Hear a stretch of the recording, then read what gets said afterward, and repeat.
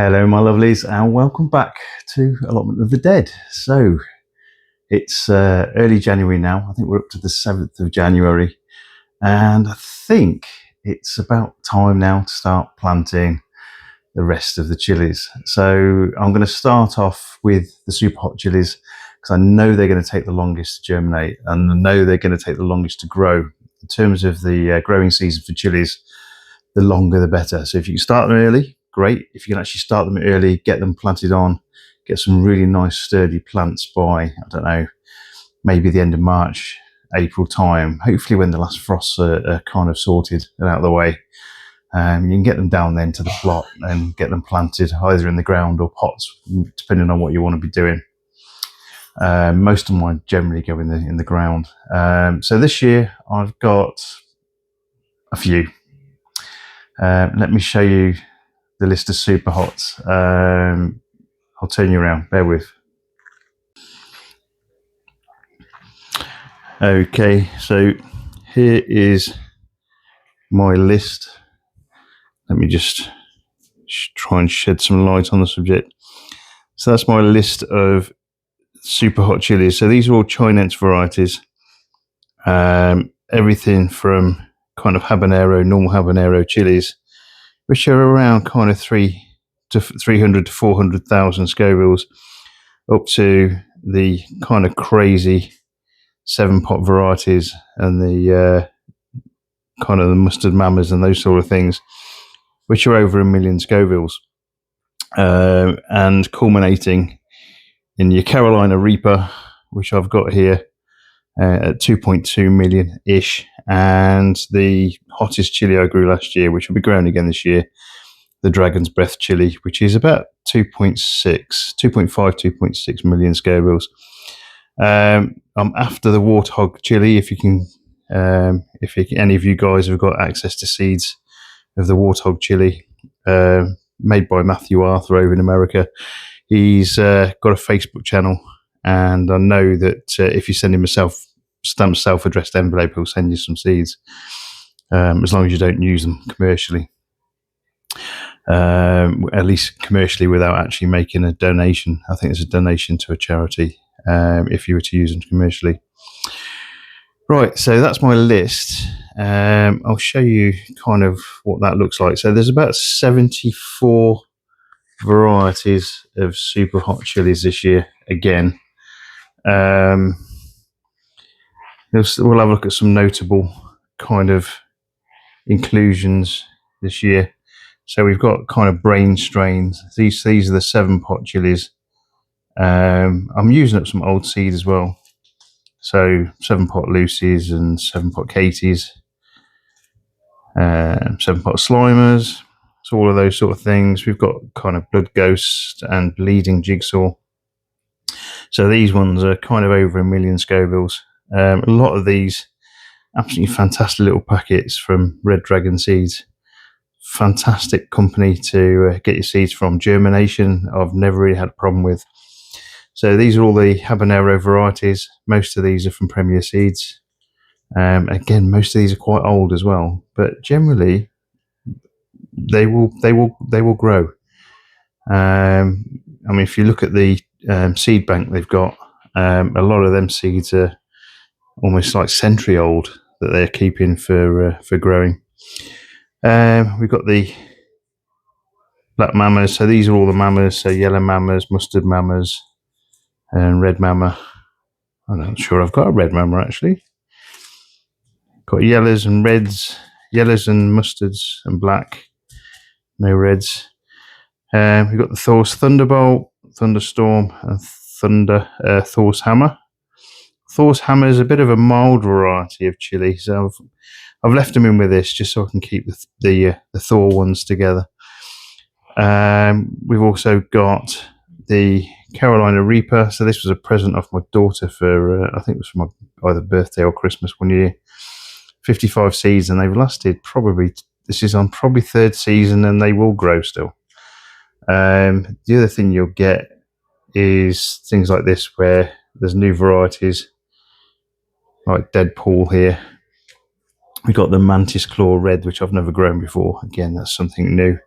And again, this Dragon's Breath one here, which if you look back through my videos, you'll see a group of me and a group of my work colleagues tasting this chili and contemplating our life choices. Absolutely amazing in terms of the heat, but the flavour is absolutely fantastic as well. The other thing you'll get here is again these new ones like Ragnarok, Starscream. I've never tried that one either, and this Vortix. So Vortix is, again, it's another Matthew Arthur invention. The same guy that's done this Warthog, which is really one of the hottest chilies in the world at the moment, and I'm really trying to get my hands on the seeds. But yeah, it's more difficult when you're not in America. The other thing that I've got dotted around is these kind of packets that I've made myself. So these are the chilies that I grew last year, and I've taken the seeds from them. So these are all ones that they will grow. Whether or not they will grow true will be a different matter, because the thing about chilies is they are very promiscuous. They will seed with each other, or that they'll basically fertilize each other, and you'll end up with different connotations of the originals. If you kind of get two really hot chilies mixing together, that's when you get these really strange concoctions, which a lot of these ones that have been made, like Vortex and those sort of things, have come off the back of these sort of crossbreeding chilies and making new ones. So, okay, so I don't know if you've seen the video that I've done where I was planting the seeds for the chili challenge, which is going ahead now. There's quite a few of us online, quite a few YouTubers, quite a few people that are watching other YouTubers have really gone and taken this to heart and have started sowing the long cayenne chilies and also the total eclipse chilies to take part in the chili challenge. There's a couple of videos again on my playlist. If you have a look on there, it'll tell you about kind of what that chili challenge and things is. So I know Pete Renalf tonight has got his going, and Jimmy seems to be doing well. There's quite a few other people across the world. We've got people in America, Canada, all over the place having a go at this challenge. So if you've seen that video of me actually growing those, so what I'll be using is these little green little tubs. I'll be marking them. I'll be putting probably about 4 seeds of each variety in here. I think I can get about between 8 and 10 varieties in each one of these. So I've got 72 here, so that means there's 7 of these potentially, maybe more, which are going to have these super hot chilies in. So that in effect is almost, well, it's actually over an entire Super 7 propagator. Again, I think I'm going to try and group together the ones that I want to try and grow together. So the habanero chilies will be together, the 7 pots will be together, and again, I'll try and keep together the ones that are really, really hot, like the Carolina Reapers, your Dragon's Breath, and that sort of thing. I'll try and keep those together as well in one of these, because generally, the hotter the chili, the longer it takes to germinate, is what I found. Again, other people at this point will be soaking their seeds in cold tea. I've never bothered. My germination rate, especially from Red Dragon seeds, has been absolutely fantastic. I've never fought with them. I've got a couple of packets as well here to sow from Chili Chump as well. So we'll try those and see how they go as well. I'm actually going to try and see if I can write down exactly where I've got all these chilies from and how they are going to be growing. So we'll see how it goes over this season. So I think some of these varieties I've got probably some from more than one company. So as an example, I've got habaneros probably from Nicky Seeds, from Premier Seeds, and also from the likes of Red Dragon as well. So we'll see how they all go. Anyway, I'll go ahead and get all these planted, and we'll get back afterwards, and I'll show you kind of what that actually looks like. Because because I've got I've got the setup all set up upstairs, ready to go. The actual anticipation is probably better than the actual reality of sitting down and actually sowing 75 varieties at this point. And this is only the Superhots, 75 varieties of Superhot chili. So I'll show you after I've finished planting them. Okay, so I've got my nice little green tub filled with this is Levington F1. So this is a really nice fine seed compost. Something I've used now probably for the last 5 years. One of the other plot holders down the allotment actually put me onto this. Ordered a load one year. I think we got about 2 bags at the time, and it was absolutely fantastic. Really low nutrient. It doesn't need really any nutrients with seeds. Everything that a seed needs is actually inside that seed.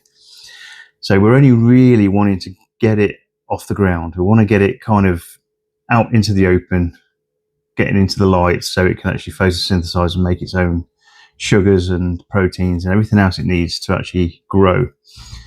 So this Levington F1 is ideal for that. I love this stuff so much that I actually did a probably 40-minute each way journey to go and fetch this from a place in Evesham. The only place I know that actually sells it. So I managed to fit about 3 bags in the back of the car and come back. And yeah, that's what I've done here. I've got about 10 of these tubs now, all nicely filled, all ready for the nice little chilies that I'm going to be growing. So what I'm going to end up doing is giving them a nice water down to start with of tepid water. So you don't want anything too cold. You want water that is left to warm up a little bit. It doesn't need to be sterilized, doesn't need to be anything like that, but it does need to be warm for these chilies. You don't really want cold water, because it will stun the the seed. It will kind of step it back a little bit. It will take that a little bit longer to germinate if the water's cold. So what I'm going to end up doing now is I've got these nice little things, little labels as well, which I'm going to be putting in. But I'm going to be putting 4 little holes, and I'm going to put 8 different varieties in each of these tubs. So in effect, that's going to be 4, 8, 32 seeds in each of these tubs. And I've got about 70 something varieties, so it's going to be about probably 9 or 10 of these tubs just for the Superhots. So I'll get on and start doing that. So we'll start with the 7 pots. And again, I don't think I've got a lot of seeds left on a lot of these. So it's going to be 3 or 4 seeds probably. And again, just a little hole.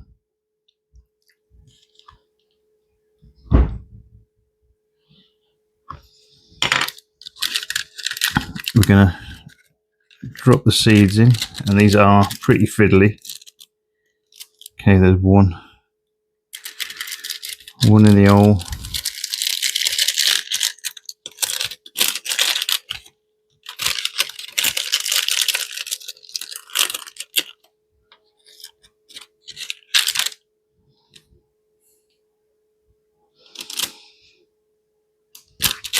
Okay, I'm all out of those. So these will be put to one side, and I'll be ordering hopefully some more of these for next year. Right, so make a nice little label for it.